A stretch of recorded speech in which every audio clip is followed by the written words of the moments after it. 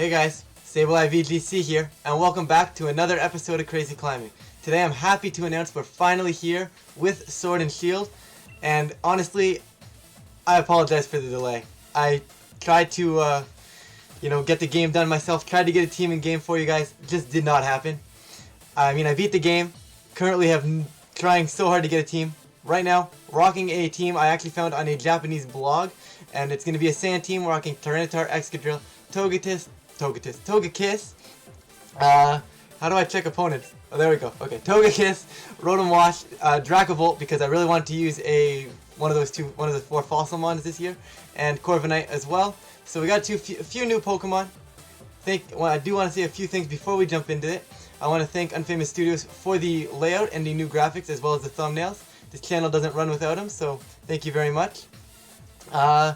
Yeah, I guess we'll jump into this battle and I'll explain my thought process as we go here. But we're going to see Crusader here. We've got Dragapult. Actually, what I do want to say, I'm going to butcher so many names. There are going to be so many names I just get wrong, and I apologize.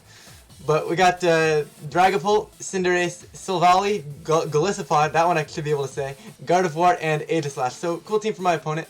I do think taking advantage of Sand, especially in the late game, could win me this game. Although, what's stopping me from just leading it? Is anything stopping me from going T-Tar, Excadrill, and just winning right now? Other than maybe something like that Silvally. The fact that I only have 22 seconds left kind of scares me. I wasn't prepared for this. I'll go Rotom Togekiss. How do I even lock in? Oh, I have to go back? What is happening? I'm gonna time out, guys. I'm gonna go Rotom Togekiss with Sand in the back, and hopefully that'll work. This is my first time on Battle Spot, or Battle Stadium, I guess it's called now. Haven't touched it, but here we are. So hopefully I can get some good content for you guys here. We've got Sableye versus Crusader right now, and let's see what we get. Honestly, I'm excited to jump into things. But I do have a question. Question today. First of all, let me put my phone on the bed so you guys don't have to hear it vibrate like crazy. But question for you guys right now. What did you think of the games? I personally love these games. I know they have their flaws, and I know I'm going to probably catch a lot of negative comments about that, but I personally love them. Yes, they have their flaws, but it doesn't take away from the Pokemon game itself, I don't think, anyways. But nonetheless, I do want to hear what your thoughts, and we'll jump into this. Okay, so how do I do this? How do I play this game? So he's going to go Gardevoir, Silvally on his end. Do I... I completely have no clue what I'm doing. I guess Dazzle doesn't make any sense. Do I Dynamax?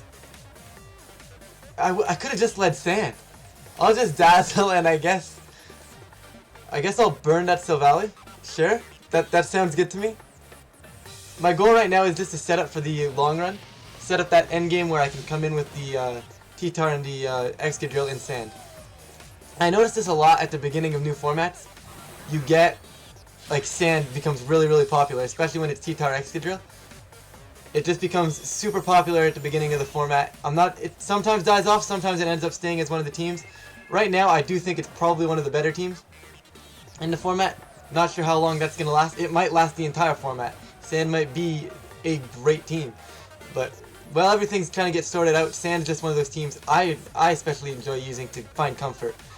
But, do I Dynamax? Nah, I guess I just Dazzle again. Do I have a reason not to? I don't see a reason not to.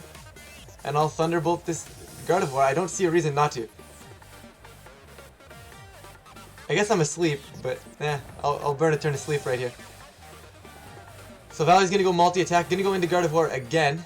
Maybe I should be going for Dynamaxing the Togekiss so I can get the Airstream to get technically like a +1 speed.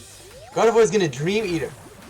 Alright, so we're already seeing some crazy stuff here in the first episode of Crazy Climbing.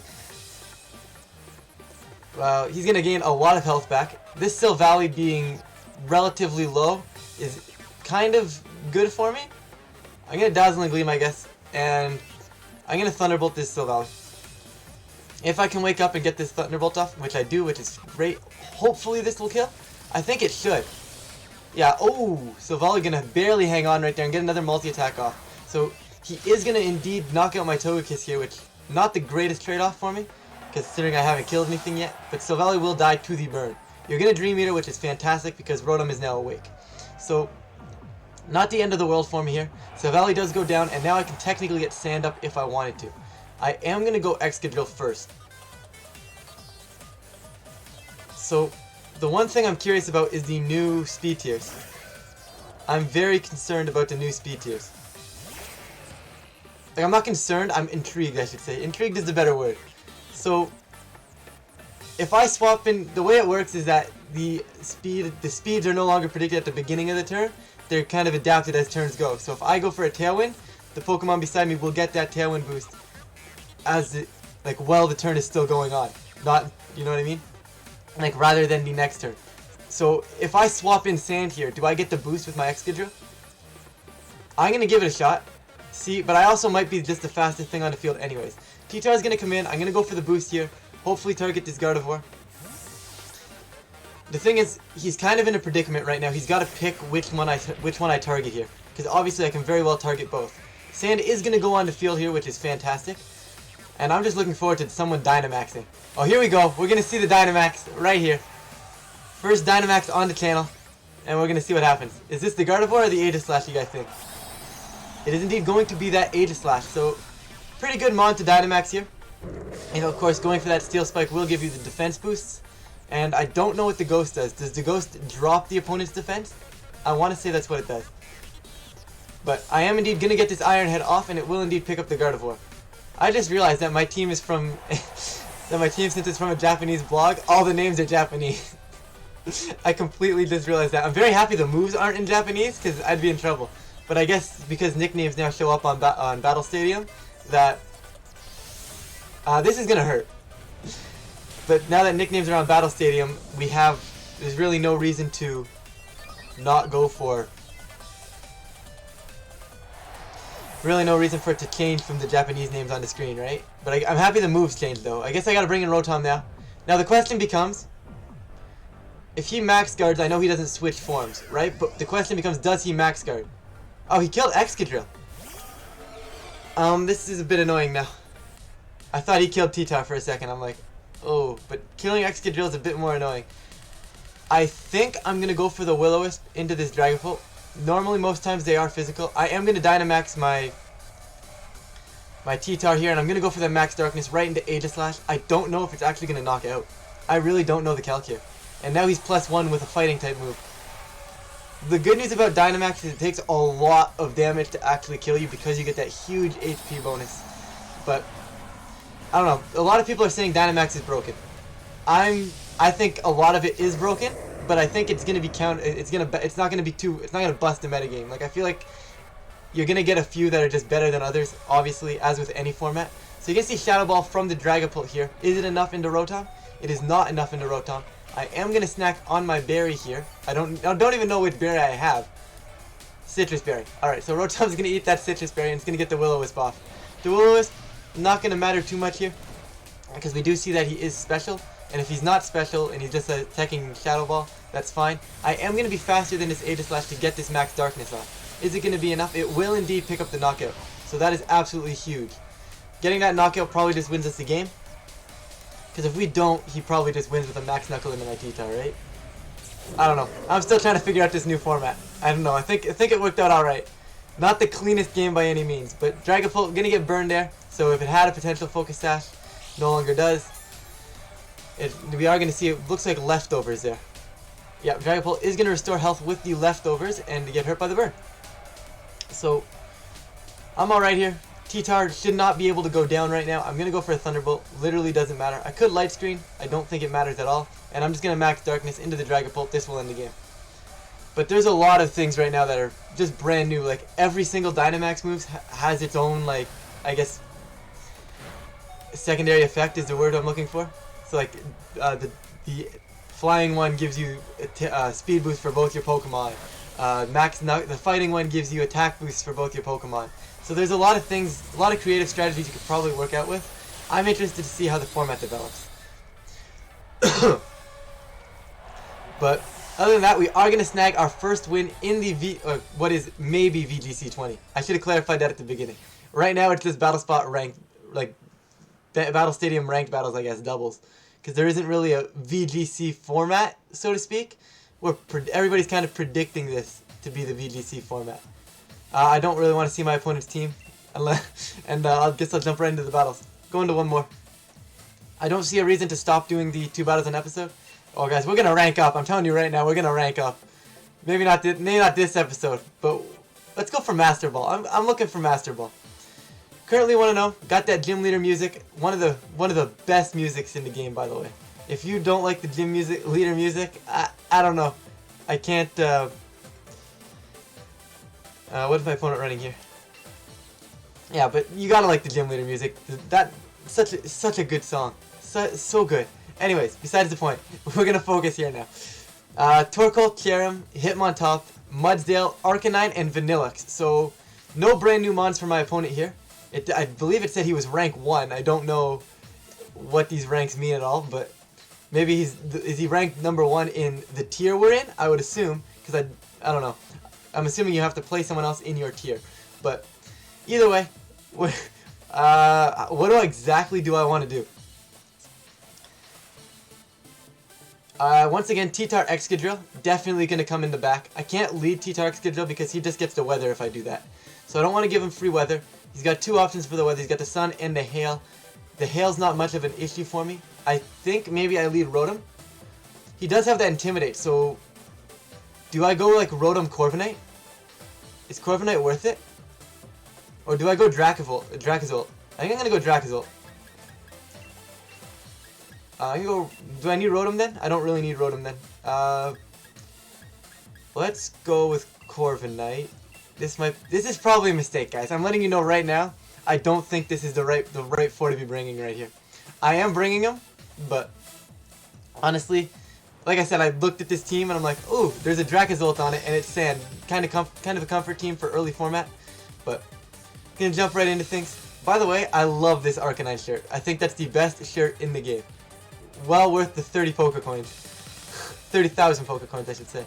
But we are going to see my opponent. He is indeed going to go with the Hitmontop and the Torkoal. So, things get interesting now. Obviously, the drought going up for my opponent.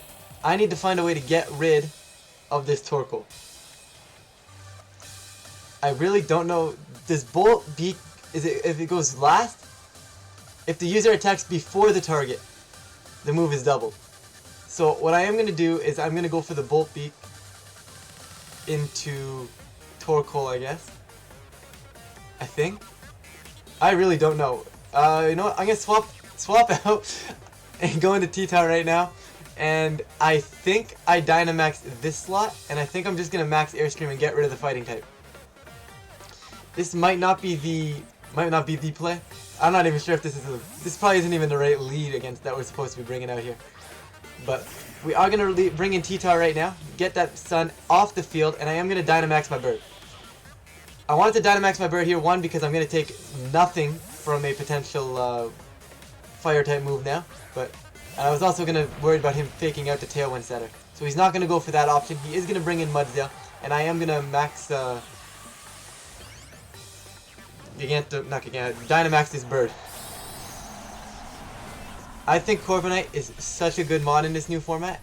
Like with Mirror Armor, it's super good, especially with all the Dynamax moves potentially lowering your stats, right? So like if they go after anything like maybe like a Max Darkness, drop your defense, it doesn't drop your defense, it drops their defense. So basically you're punishing them for not only sending in an Intimidator, you're also punishing them for sending out, basically punishing them for Dynamaxing. Not sure how long that'll last. We do see the stamina on the Mudsdale there, so going back to 2017 with the plus defense there. And we are going to see a Heat Wave from my opponent. I'm personally alright with this. Got the max Airstream up. That does give me a +1 speed boost on each of my Pokemon, so I'm quite content. We're going to see leftovers on that Mudsdale. This thing's getting interesting. I really don't have a way. I could Dragon Dance. I mean, I could. I don't think it's the greatest. I am just going to go for a Rock Slide. And honestly, I'm just going to max Airstream. I'm going to straight up spam max Airstream and go right into the this Mudsdale here. I'm definitely not going to get the knockout, but all I really want to do is get a lot of damage done to it. He is going to Dynamax himself. Is it going to be that Mudsdale? I would imagine it's the Mudsdale. Although, he could Dynamax the Torkoal and get his weather back. That's, yeah, there's the Torkoal gonna go for the Dynamax, and I'm assuming you're gonna see a max flare of some sort. Probably like a max flare, that's gonna go straight into my Corviknight, I'd imagine. If he wants to reset the sun. He might not want to reset the sun. I am gonna go for the Rock Slide here. Just chip damage, not gonna do a whole lot. Obviously I can no longer flinch that Torkoal because he is boosted. Because he's Dynamaxed, I should say. And I'm gonna drop a max Airstream. It's gonna go straight into this Mudsdale. Not a great chunk of damage, but a little bit. I have Pokemon in the back that can kill it, I think. Do I? Do I just lose to this Mudsdale? Timeout. I just clued in that I think I might lose to this Mudsdale straight up. But we're gonna see a high horsepower from the Mudsdale. Gonna go straight into this T-Tar, and it is indeed going to pick up that knockout. So, by the looks of things, I might be losing this battle. Like, I'm definitely in the bottom tier here. And there's a max flare. Thankfully, Corviknight, being an absolute beast right there, is going to take that. What scares me though is I don't really have a special move, and if I don't have a special move, I really don't know how I'm going to hit this Mudsdale. Anybody have any ideas on how I'm going to hit Mudsdale right now? Because I definitely should have brought Rotom Wash and I didn't. I just wanted to use my dragon. Look at him. I have Flamethrower and we're in the sun. Is it worth it right now? Is it worth bringing in... that's not worth it, is it? It's going to have to be. We're going to go for it. We're going to need Flamethrower to pick up this Mudsdale. I'll go for another max Airstream into that as well. Yeah, we're going to go Flamethrower and we're going to go max Airstream as well. I don't know if this is enough to pick up the knockout. We're not in the worst case scenario. However, we are going to lose our Corviknight right now, because there's no reason for him to not max flare into me again. But Corviknight, obviously with the speed boost from the previous max Airstreams, gonna get a decent chunk of chip damage into this Mudsdale, which I'm not too mad about. I'm very quick content getting that damage off. I just don't know the damage calculation with Flamethrower in the sun right now. If it picks it up, I think we're in an alright spot. Of course, if it doesn't pick it up, we're definitely in trouble. Dracozolt gonna go for this fire type move into the Flamethrower from the sun. It is just gonna miss that knockout. So now, I'd imagine the way this turn is gonna play out, you're gonna see the high horsepower. That's gonna indeed knock out my Dracozolt. Yes, it does indeed. And you're going to see this Torkoal here. You're gonna see it go for a max flare, and that will indeed pick up my Corviknight. I guess maybe I could have gone for the rock slides. Like come into Exeggutor and started rock sliding. But honestly, then I'm just playing the flinch game, and I can't flinch the Torkoal anyways. So I don't know. This is still interesting. With Mudsdale being as low as it is, I technically have a chance. As well as Torkoal being pretty low. Is that the Torkoal that's left? Torkoal's not that low. I haven't targeted Torkoal. Yeah, no, Torkoal's not that low. I'm actually gonna protect. I know this doesn't fully block the move here from the Torkoal, but my only win condition is to start getting flinches, and I need to wear off this Dynamax. So obviously the max flare is gonna go through my shield a little bit. I'm gonna see a body press from the Mudsdale. That's fine. What type move is body press anyways? What does that even do? Wow, okay, that did a lot more than I needed it to. That did a lot more than expected. Couldn't fully protect himself, got hurt. He's gonna get a little bit of health back here with the leftovers. And Torkoal's gonna undynamax. I guess that's what you call it. Or get small. I don't know. There's gonna be a term for that, I'm sure. I gotta go Rock Slide flinches. Can Rock Slide be the savior of VGC once again? Will I be able to get enough Rock Slide flinches in order to win this? I need one and one here, and then next turn I can go for a potential Earthquake. Are we going to get any sort of flinches? You're going to see the stamina boost. That's alright. I really have no way to hit it. I have no way to hit this. I'm basically pretty sure it's done. Yeah, and he's going to get the body press off here. I think that might be a fighting move. And if it is indeed, we are dead. Yeah, it's super effective, so I'm assuming it's a fighting move. And looks like we're going to take that loss there, guys. So going 1-1 in the brand new Crazy Climbing, or Crazy Climbing Season 2 if you want to call it that. But still haven't decided if I'm going to start titling these VGC'20 yet. I feel like I probably should, because technically this is what the format, the best we know of the format so far. So I'll probably call it VGC'20. If you guys stay to the end of this one, I thank you guys for watching, and I will see you guys next time.